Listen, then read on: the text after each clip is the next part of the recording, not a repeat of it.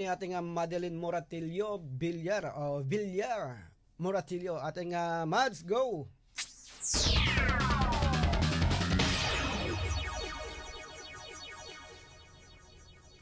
Mahigpit ang paalala ni Manila 2nd District Representative Ronaldo Valeriano sa mga empleyado ng gobyerno, lalo na sa hanay ng uniform personnel, na panatilihin ang mataas na moralidad at igalang ang halaga ng pamilya.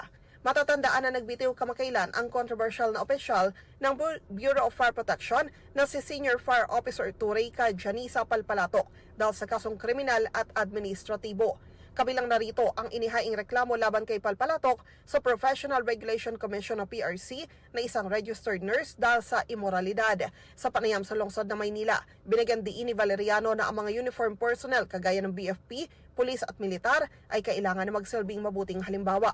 Dagdag pa ng opisyal ang kanilang personal na kilos, sumasalamin sa integridad ng institusyon na kanilang kinakatawan.